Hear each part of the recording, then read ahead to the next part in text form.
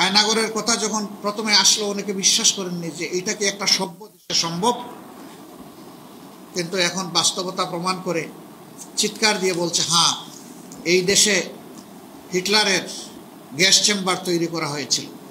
Adolf Hitler তার অপকর্মের কারণে দুনিয়া এখনো ধিক্কৃত।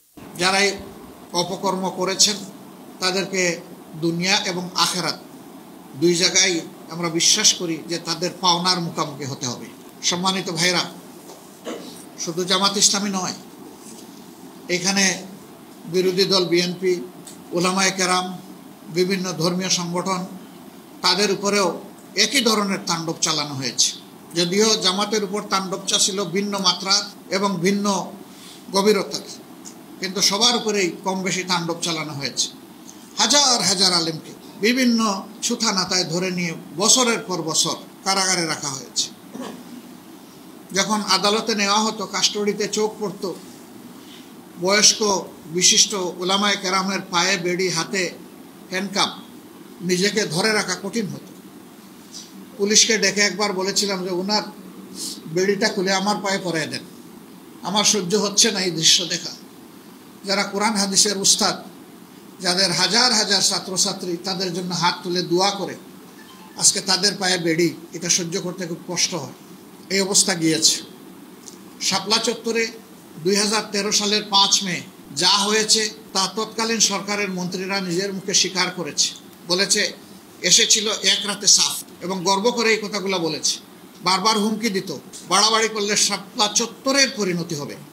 তাইলে পরিণতিটা কি তারা সেদিন করেছিল, তাদের কথার থেকে এটা পরিষ্কার। এইটাও এক ধরনের গণহত্যা। একটা বংশকে পুরোপুরি শেষ করে দেওয়ার এই খায়েশ ছিল। আমরা এই সরকারের দুঃশাসনের 15.5 বছর আমাদেরকে রাস্তায় নামতে দেওয়া হয়নি। নতুন কালচার চালু করেছিল, তাদের অনুমতি নিয়ে তাদের বিরুদ্ধে মিছিল করতে হবে। হাস্যস্কর ব্যাপার। আমরা ওইটার তোয়াক্কা করি নাই প্রথম দিকে। আমরা আমাদের সামর্থ্য অনুযায়ী সকল অন্যায়েরই প্রতিবাদ করার চেষ্টা করেছি। এর মধ্যে তিনটা অগ্রহণযোগ্য, একেবারেই বাজে 3টা নির্বাচন তারা চলে বলে কৌশলে অনুষ্ঠান করে নিয়েছিল, যেটাতে জনগণ ভোট দিতে যাওয়ার কোনো পরিবেশ পায়নি অথবা যায়নি। আর একটাতে তো আগের রাতেই সব শেষ হয়ে গেছে। দিন পর্যন্ত ধৈর্য ধরার তাদের সেই রকম সৎসাহস ছিল না। এর সব কিছুরই সাক্ষী বাংলাদেশের জনগণ, আমাদের সাংবাদিক জগৎ সহ। এরই ধারাবাহিকতায় জনগণকে সকল দিক থেকে যখন জুলুম নিপীড়নের শিকার হতে হলো, ঘুষ, দুর্নীতি, লুণ্ঠন, দখলদারি, খুন, রাহাজানি, গুম, ধর্ষণ যখন সীমা অতিক্রম করে গেল, তখন আল্লাহ তাআলার ফয়সালা বাংলাদেশের জমিনে নেমে আসলো। ছাত্র সমাজের একটা ন্যায়সঙ্গত দাবিকে যেভাবে প্রথম দিকে তাচ্ছিল্য করা হলো এবং উস্কানিমূলক বক্তব্য দিয়ে তাদের অনুভূতিতে আঘাত দেওয়া হলো, তারা একটা দাবি, কোটা সংস্কারের দাবিতে, কোটা বন্ধের দাবিতে নয়, বিলুপ্তির দাবিতে নয়, সংস্কারের দাবিতে তারা নেমেছিল। যে যৌক্তিকভাবে কোটাটাকে পুনর্বিন্যস্ত করা হোক। 18 সালে এটা করতে গিয়ে সব কোটা উঠে দেওয়া হলো, এখন আবার সব কোটা ফিরায় আনা হলো। এরপরেই তারা নেমেছিল রাস্তায়। তাদেরকে দমন করার জন্য এমন কোনো ব্যবস্থা নাই যেটা সরকার নেয়নি। প্রথমে ছাত্র সমাজের উপর তাদের ছাত্র সংগঠনকে লেলিয়ে দিল। হাতে মুগুর নিয়ে, লাঠি সোটা নিয়ে, যা পারে সেইটা নিয়ে, আগ্নেয়াস্ত্র নিয়ে তারা ঢাকা বিশ্ববিদ্যালয়ের ছাত্রদের উপর ঝাঁপিয়ে পড়ল। এরপরে আস্তে আস্তে আন্দোলন দানা বাঁধতে লাগলো। প্রধানমন্ত্রী যেভাবেই হন, তিনি তো রাষ্ট্রের প্রধান নির্বাহী। তার একটা বয়স হয়েছিল, এই চেয়ারের একটা মর্যাদা ছিল।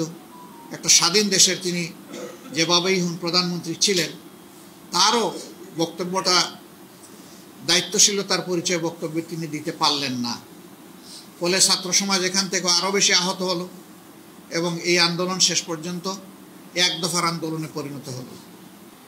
আমরা আমাদের সংগঠনের প্রতি আহ্বান জানিয়েছি যে ক্ষতিগ্রস্ত যারাই মামলা করবেন, আইনের আশ্রয় নেবেন, কোনো মানুষের উপর যাতে বেইনসাফি না হয় সেই দিকে তীক্ষ্ণভাবে দৃষ্টি রাখতে হবে।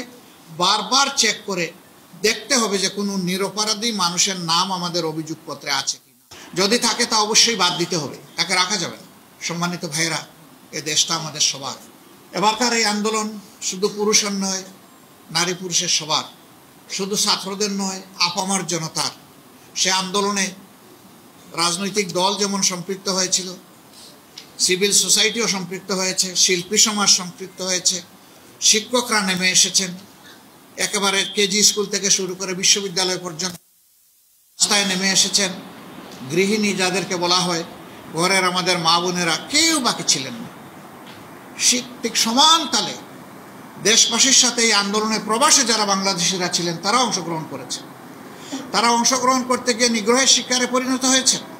একটা দেশে 57 জনকে গ্রেফতার করে তাদেরকে আজীবন যাবজ্জীবন শাস্তি দেওয়া হয়েছে। আমরা এই সরকারের কাছে দাবি জানিয়েছিলাম অগ্রাধিকার ভিত্তিতে তাদেরকে ছাড়িয়ে আনতে হবে। আলহামদুলিল্লাহ, আমরা এই সরকারকে ধন্যবাদ জানাই, তারা এই উদ্যোগ নিয়েছেন। আমরা ধন্যবাদ জানাই ওই দেশের যিনি সরকার তাকেও, যে তারাও তাদেরকে মুক্ত করে দিয়েছেন, মাফ করে দিয়ে। সরকারের কাছে দাবি হচ্ছে এদেরকে এখন মর্যাদাপূর্ণভাবে পুনর্বাসন করতে হবে। শুধু তাই নয়, যারা মিডিয়ায় সমান তালে 15.5 বছর স্বৈরাচারী শাসন ব্যবস্থার বিরুদ্ধে কথা বলেছেন, জনমত সংগঠিত করেছেন, তাদেরকে প্রবাসেও হেরাস করার চেষ্টা করা হয়েছে, তাদের স্বজনদেরকে দেশের বুকে হেরাস করার চেষ্টা করা হয়েছে। আপনারা একজনের কথা অন্তত স্মরণ থাকার কথা, আপনাদেরই সম্প্রদায়ের কনক সরওয়ার, তার বোন রাখার সাথে কি আচরণ করা হয়েছে এটার সাক্ষী আপনারা। ভাইয়ের অপরাধের জন্য অপরাধী যদি হয়ে থাকে, আমরা এটাকে অপরাধ অবশ্যই মনে করি না, কেন বোনকে শাস্তি পেতে হবে? বাবাকে অ্যারেস্ট করতে এসেছে, পায় নাই, ছেলেকে নিয়ে গেছে, ছেলেকে অ্যারেস্ট করতে এসেছে, পায় নাই, বাবাকে নিয়ে গেছে, মাকে নিয়ে গেছে, বোনকে নিয়ে গেছে। কোন অসভ্য জগতে আমরা ছিলাম? সাংবাদিক বন্ধুগণ, আজকে সময় এসেছে বিভক্ত জাতিকে ঐক্যবদ্ধ করার। অন্যায় অসত্যের বিরুদ্ধে যেমন আমরা সোচ্চার থাকব, ঠিক জাতির এই কাঙ্ক্ষিত পরিবর্তনকে কেউ যাতে ব্যর্থ করে না দিতে পারে, এই জন্য সকলে মিলে আমরা পাহারাদারি করব। এটা একার রাজনৈতিক দলের কাজ নয়, এটা আপামর জনগণের। তবে বিশেষভাবে দায়িত্ব বর্তায় দুইটা সম্প্রদায়ের উপর। একটি হচ্ছে রাজনৈতিক দল কিংবা নেতৃবৃন্দ, আরেকটা হচ্ছে সাংবাদিক সমাজ। এই দুই সমাজকে বলা হয়, তাদের আই হচ্ছে 4D আই। তারা 4 ডাইমেনশনে চতুর্দিক থেকে জাতিকে দেখেন। এই জন্য মিডিয়াকে বলা হয় ওয়াচডগ, বলা হয় জাতির দর্পণ, আর মিডিয়া কর্মীদেরকে বলা হয় তারা হচ্ছেন জাতির বিবেক। আমরা এই জাতির বিবেক বন্ধুদেরকে অনুরোধ করব যে ইনশাআল্লাহ অতীত যা হয়েছে হয়েছে, ভবিষ্যতে অবশ্যই আমরা সাদাকে সাদা বলবো এবং কালোকে কালো বলবো। সেই কালোর জায়গায় আমি কিংবা আমরাও যদি থাকি, আমাদেরকেও ছাড়বেন না আপনারা, আমাদেরকেও ধরবেন, আমাদেরকেও আপনারা সমালোচনা, আমাদেরকে সংশোধন করে দেওয়ার চেষ্টা করবেন। কারণ জাতির জন্য আমরা চিন্তা করি, আমাদের ভুলের কারণে জাতি ক্ষতিগ্রস্ত হোক, এটা আমরা চাই না। কেউ যেন আপনাদের এই সতর্ক চোখ এড়িয়ে যেতে না পারে, সেই দিকে আপনারা নিঃসংকোচে, নির্ভয়ে, সাহসিকতার সাথে মুক্ত হাতে আপনারা কলম চালাবেন, মুক্ত মুখে আপনারা বয়ান দেবেন। কাউকে আপনারা পরোয়া করবেন না আল্লাহ তাআলা ছাড়া। বিগত এই দীর্ঘ সময়ে যারা বিভিন্নভাবে নিগৃহীত হয়েছেন, তাদের প্রতি আবারও আমি শ্রদ্ধা নিবেদন করছি, এবং যারা দুনিয়া থেকে বিদায় নিয়েছেন নিগ্রহের শিকার করে, আবারও আল্লাহর দরবারে তাদের সকলের শাহাদাত কামনা করছি। ব্যাংকগুলা ফুকলা করে দেশের বাইরে অর্থ নিয়ে গিয়েছে।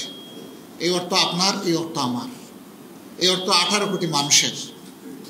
এদেরকে আইনের আওতায় এনে দুনিয়ার যেখানেই থাকুক এদেরকেও ফিরিয়ে আনতে হবে, অর্থও ফিরিয়ে আনতে হবে, এবং এই ক্ষেত্রে সবাইকে সোচ্চার ভূমিকা পালন করতে হবে। এদেরকে কোনোভাবেই ক্ষমা করা যায় না। এরা জাতির দুশ্মন, এরা ডাকাত, এরা লুঠেরা।